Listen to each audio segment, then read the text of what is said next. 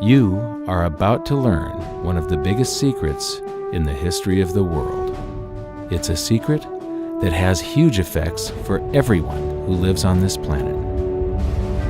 Most people can feel deep down that something isn't quite right with the world economy, but few know what it is. Gone are the days where a family can survive on just one paycheck. Every day it seems things are more and more out of control, yet only 1 in a million understand why. You are about to discover the system that is ultimately responsible for most of the inequality in our world today. The powers that be do not want you to know about this, as this system is what has kept them at the top of the financial food chain for the last 100 years. Learning this will change your life because it'll change the choices that you make. If enough people learn it, it'll change the world because it'll change the system. For this is the biggest hidden secret of money. Never in human history have so many been plundered by so few, and it's all accomplished through this, the biggest scam in the history of mankind.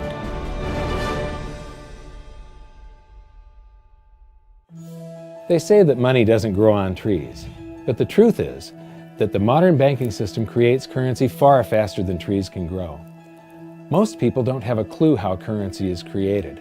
Economists and bankers make it sound so complex that people think they can't understand it. But I'm going to strip our monetary system down to its essence so that you can see the scam behind the curtain and just how it affects you. Every modern society creates currency in pretty much the same way. But since the US dollar is the majority of the world's currency, I'm going to use the United States as our example. It all starts when some politician says, "Vote for me and I'll make sure the government provides you more free stuff than my opponent will." But there's no such thing as a free lunch. So to provide that supposedly free stuff, the politicians vote for the country to spend more than its income. This is called deficit spending. To pay for that deficit spending, the Treasury borrows currency by issuing a bond. So what's a bond? If you think about it, a bond is really nothing but a glorified IOU. It's a pretty piece of paper with numbers printed on it that says, "Loan me $1 trillion today, and I promise over a 10-year period I'm going to pay you back that $1 trillion plus interest." But what you need to understand is that Treasury bonds are our national debt. These glorified IOUs are to be paid back by you and I and our descendants through future taxation. Therefore, when the government issues a bond, it steals prosperity out of the future so that it can spend it today. The Treasury then holds a bond auction, and the world's largest banks show up and compete to buy part of our national debt and make a profit on it by earning interest. You'll notice that as we move through this process, the big banks are there, taking a cut every step of the way. This isn't by chance, as you'll see shortly. Then, through a shell game called open market operations, the banks get to sell some of those bonds to the Federal Reserve at a profit. To pay for the bonds, the Federal Reserve opens up its big old checkbook and writes bad, bogus, counterfeit checks that should bounce because they're drawn on an account that always has a zero balance. There isn't 1 penny in there. To quote from the Boston Federal Reserve, "When you or I write a check, there must be sufficient funds in our account to cover that check. But when the Federal Reserve writes a check, there is no bank deposit on which that check is drawn. When the Federal Reserve writes a check, it is creating money."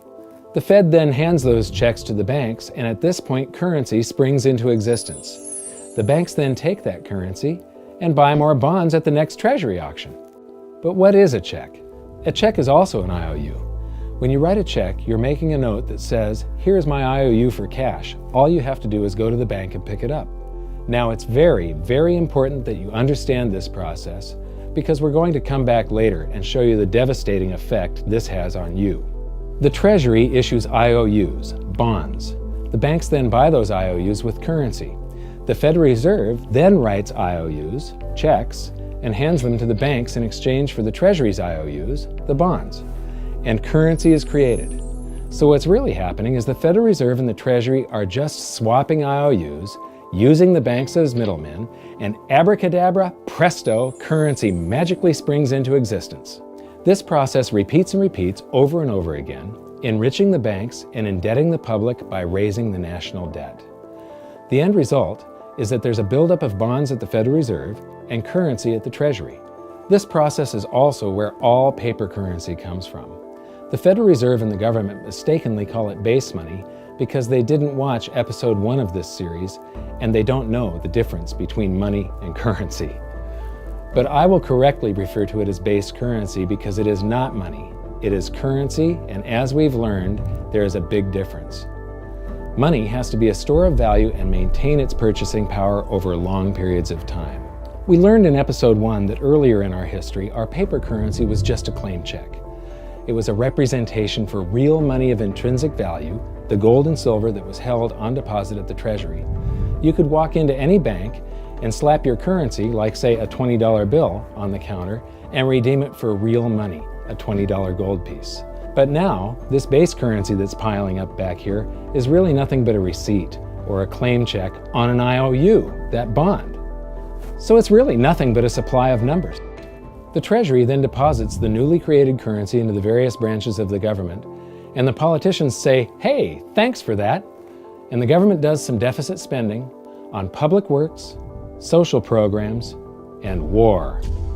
The government employees, contractors, and soldiers then deposit their pay in the banks. Now, this may come as a shock to you, but when you deposit your currency with the bank, you're not actually depositing it into an account to be safely held in trust for you. Instead, you're actually loaning the bank your currency, and within certain legal limits, they can do with it pretty much anything they please. This includes gambling in the stock market and loaning it out, at a profit, of course. Now this is where the machine of currency creation really gets cranking, because this is where something called fractional reserve lending comes into play. Fractional reserve lending is exactly what it says. The banks are allowed to reserve only a fraction of your deposit and loan the rest out. Although reserve ratios may vary, I'm going to use a 10% reserve ratio as our example. If you deposit $100 in your account, the bank can legally take $90 of it and loan it out without telling you. The bank must hold $10 of your deposit in reserve just in case you want some of it. These reserves are called vault cash. But why does your bank account still say you have $100 if the bank has stolen $90 of it? Because the bank left IOUs it created, called bank credit, in its place. Now I know this sounds crazy, but here it is in black and white from the Fed. Commercial banks create checkbook money when they grant a loan simply by adding new deposit dollars in accounts on their books in exchange for a borrower's IOU. These are nothing but numbers that the banks type into their computers. And even though these bank credit IOU numbers are very different from base currency numbers, because they only exist in computers, they are still currency. So now there is $190 in existence. Now the reason people take out loans from the banks is to buy something. They're going to buy a house or a car or something like that. So the borrower takes the $90 that the bank loaned to him from your account and he pays the seller of the item.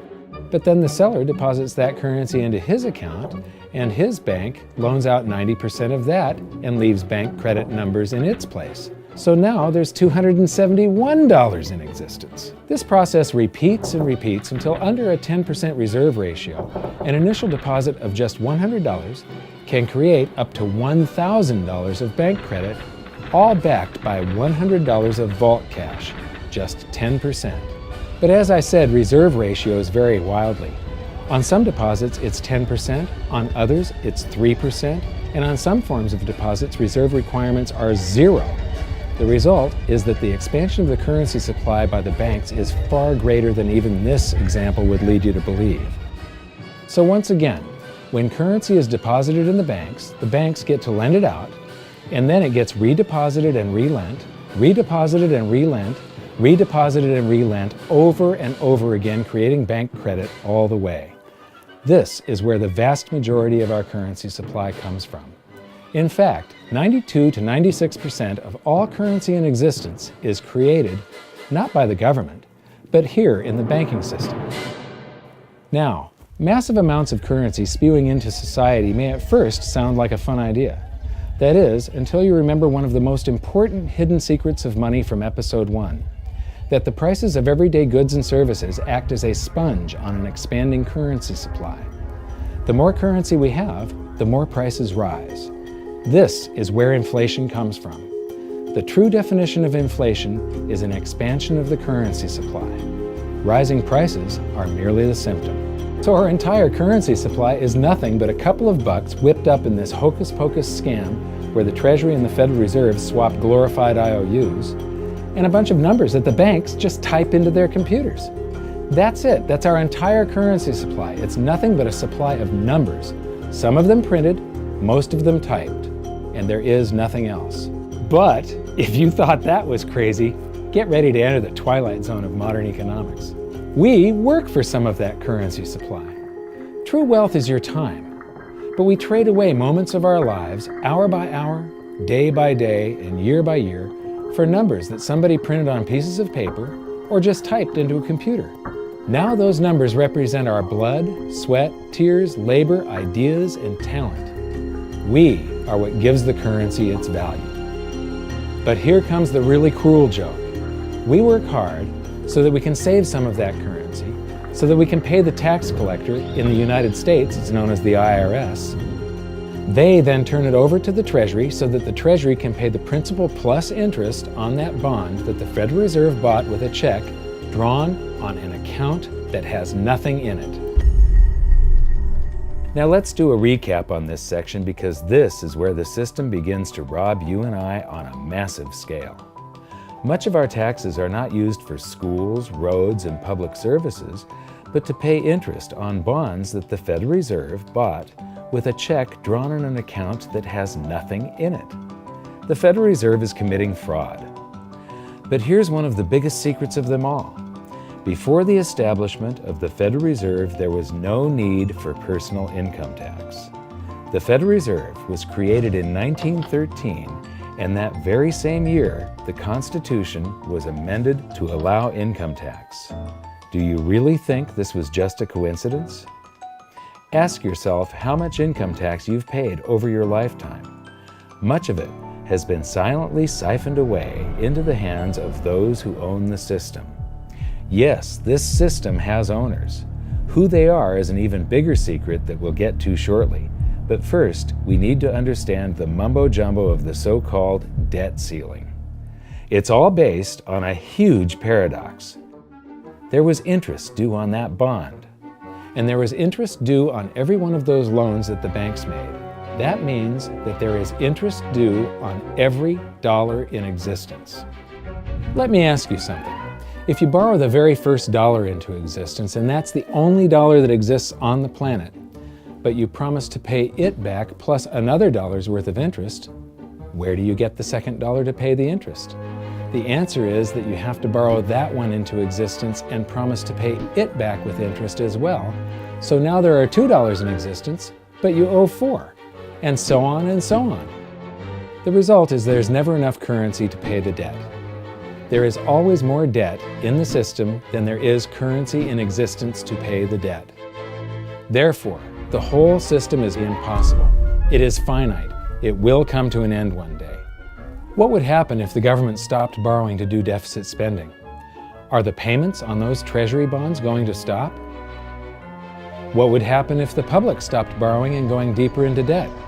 Are your house and car payments going to stop? No. There is a payment due every month on the principal plus the interest on every dollar in existence, and those payments do not stop.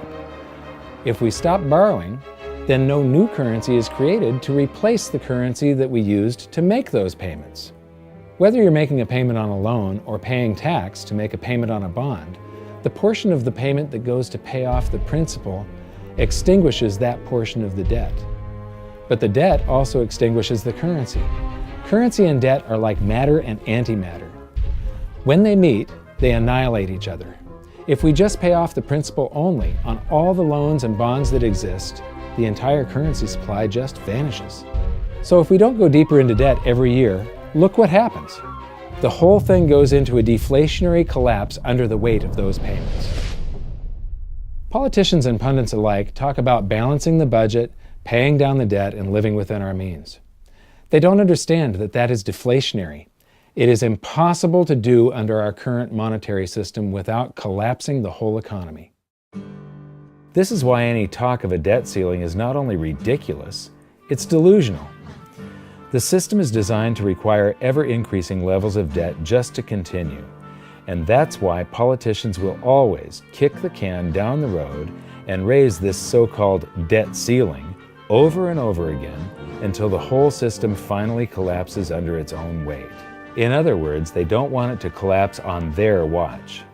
The Founding Fathers of the United States knew the dangers of central banking and fought to free themselves from this very thing. The Revolutionary War started out as a tax revolt, but now we must pay tax just to have a monetary system. Having just suffered through the hyperinflation of the continental dollar, which was printed into oblivion to finance the Revolutionary War, they understood the dangers of fiat currency and debt-based monetary systems. So to protect future generations from institutional theft and out-of-control government, they wrote into the Constitution that only gold and silver can be money for the simple fact that you can't print them. Our current system is not only unconstitutional, but it robs us of the liberty and prosperity our forefathers fought and died for. We are all feeling the effects of ignoring the Constitution right now. By forcing more currency into circulation, our purchasing power is diluted. Inflation is a slow and insidious stealth tax that is simply the result of this debt-based monetary system. This system empowers and benefits those who create the currency and receive it first, as they get to spend it into circulation before it has an effect on the economy. They're stealing purchasing power from you and transferring it to the banks and the government every hour of every day because of this false monetary system. And it's not like the people at the top don't know this. To quote the Federal Reserve, the decrease in purchasing power incurred by the holders of money due to inflation imparts gains to the issuers of money. This is a fraud. It is a pyramid scheme, it is a Ponzi scheme, it's a scam, and it's a lie. Our entire monetary system is nothing but a form of legalized theft. But here's the biggest con job of them all. The Federal Reserve is not federal, it has stockholders. There is no federal agency that has stockholders. What's a stockholder? A share of stock represents a percentage of ownership in a corporation. So the stockholders are the owners of that corporation. Therefore, the Federal Reserve is a private corporation with owners. And you can see it for yourself if you go to the Federal Reserve's website, and it will say, the stockholders receive an annual dividend of 6%. Now we know that the stock in the Federal Reserve was originally issued to the largest banks in the United States. But because of mergers and acquisitions through the years, you can't actually trace who owns the stock in the Federal Reserve. That's a very closely guarded secret.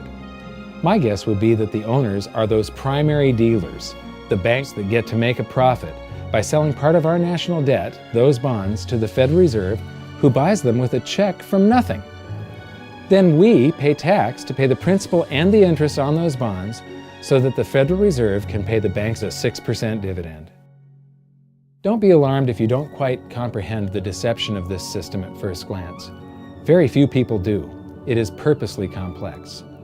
The economist John Maynard Keynes once wrote, "By this means, government may secretly and unobserved confiscate the wealth of the people, and not one man in a million will detect the theft." I believe that presented correctly, anyone can understand this system, regardless of how complex it is. So let's do a recap and break it down even more. The way the system works is that, step 1, the government creates glorified IOUs. These bonds increase our national debt and put the public on the hook to pay it back. Step 2, IOUs are swapped to create currency. The Treasury sells the bonds to the banks.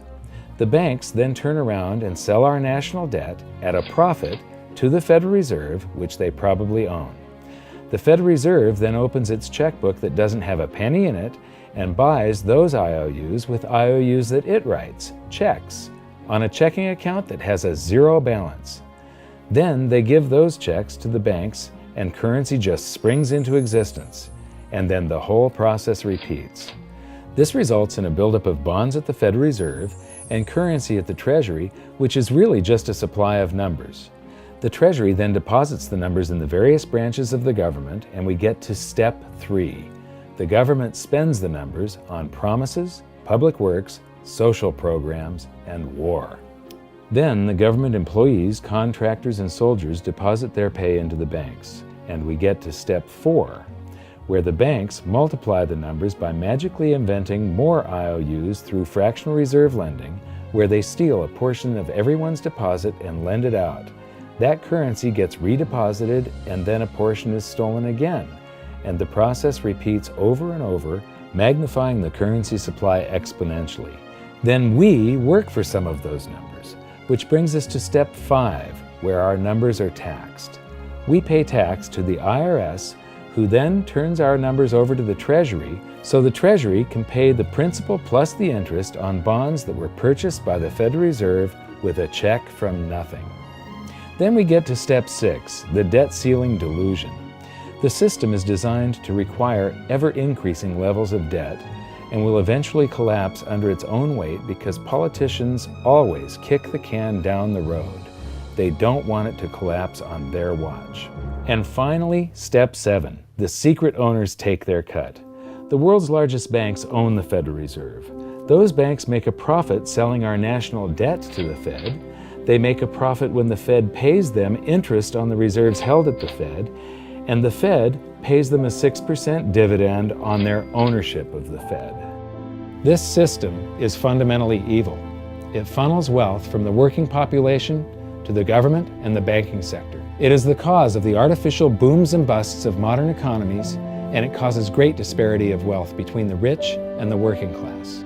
And it is only possible because we no longer use real money, we use currency. But worst of all, it is a form of enslavement. Bond is the root word of bondage. Whenever a government issues a bond, it is a promise to make us pay tax in the future. Nobody asked you if you wanted to pay tax today for the prosperity we all enjoyed in the last century. Nobody is asking our children if they want to work hard in the future to pay for the prosperity we're enjoying now. George Washington once wrote to James Madison, "No generation has the right to contract debts greater than can be paid off during the course of its own existence." By stealing prosperity from tomorrow so we can spend it today, we enslave ourselves and future generations. Now this all sounds pretty bad, but there is great hope, for you are the greatest threat to this false monetary system. This system relies on the public being ignorant of its workings. Please share this knowledge with everyone you know, because an informed public that fully understands the system can build a better future for generations to come. And now I leave you with this quote, widely attributed to a former director of the Bank of England. The modern banking system manufactures money out of nothing. The process is perhaps the most astounding piece of sleight of hand that was ever invented. Banking was conceived in inequity and born in sin. Bankers own the earth. Take it away from them, but leave them the power to create money and control credit, and with the flick of a pen, they will create enough money to buy it back again. But if you want to continue as the slaves of bankers and pay the cost of your own slavery, let them continue to create money and to control credit. This is the Federal Reserve in Washington, D.C. It's located on Constitution Street, and that is just as much of a joke as the New York Fed being located on Liberty Street. Both of them are unconstitutional, both of them limit our liberty, and they transfer wealth away from us every second of every day to the Federal Reserve, to the government, and to the banking sector. You are now among the 1 in a million who can detect the theft of your prosperity. So the big question is, what can you do about it? 1. Watch this video until you can describe and teach it to others. Those who understand this system can make preparations for its unavoidable collapse and protect themselves. History shows that those who don't will probably be wiped out. 2. Share this video with everyone, especially those you care about. All it takes is a mouse click or two to get this message in front of millions. Post this video on Facebook, tweet it, email it to loved ones. Please share it wherever you can. 3. Join the conversation. The current world monetary system is based on a 300-year-old design meant to enrich a few at the expense of the many. There must be a better way. At hiddensecretsofmoney.com, we've created an open-source platform for the design and development of a new world monetary system. We're calling on every economist, every student, every college, every bright mind, and anyone who cares to join the discussion. In educating ourselves and each other, we can prevent the further loss of our freedoms and maybe, just maybe, win some of them back.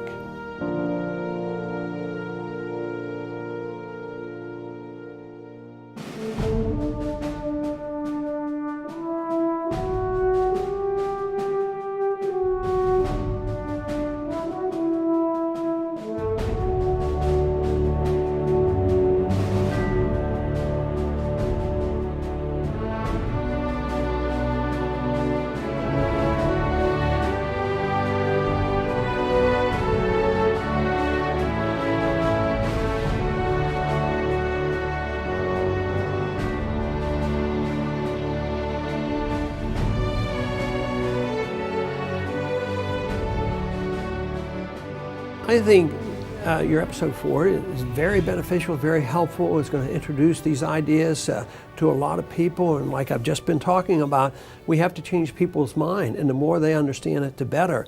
And I think we're at this point now where more people in the last several years, 4 or 5 years, have thought about the Fed than they ever have in the previous 95 years. So I think an explanation and diagrams to show it is very helpful, because quite frankly, they're not going to get it in their grade school, they're not going to get it in their high schools, they're not going to get it in college unless they're in a very rare circumstance to understand how this works.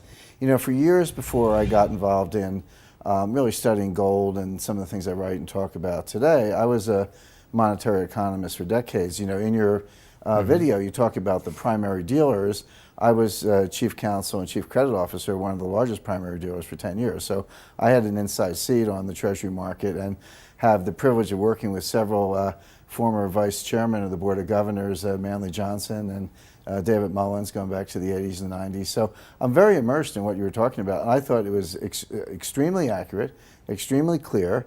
I didn't think you were stretching on any points. It was really like something out of a PhD course, except that it was very easy to understand. I think it's accessible. I think we're seeing a little bit of a revolution in communications in the following sense. You know, as you point out, the Fed was created in 1913. Well, in 1913, there was no web, there was no YouTube, no Twitter. There was really no one to kind of stand up and oppose the Fed or call them out, if you will, or really get into a discussion that everyday Americans could follow. That's not true now with social media and everything else. You can reach out to millions and tens of millions of people and tell them what's going on. I think you've done that.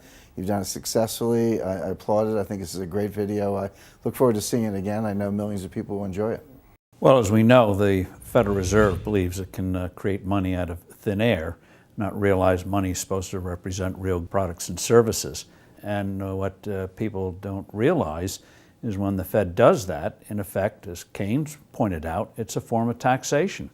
It's a form of confiscation. And because people don't see it, the politicos get away with it, but it also undermines social trust. It just is corrosive throughout society. We're going to have a lot of turmoil in the coming years, but it's going to be the kind of turmoil that leads to positive things. So don't despair. Get out there and fight, because the tide is going to turn. This is going to be the status last stand. Thank you. This episode of Mike Maloney's Hidden Secrets of Money was brought to you by GoldSilver.com and the new Silver Pegasus Round. To learn how to protect your family and turn the coming economic storms into opportunity, visit GoldSilver.com.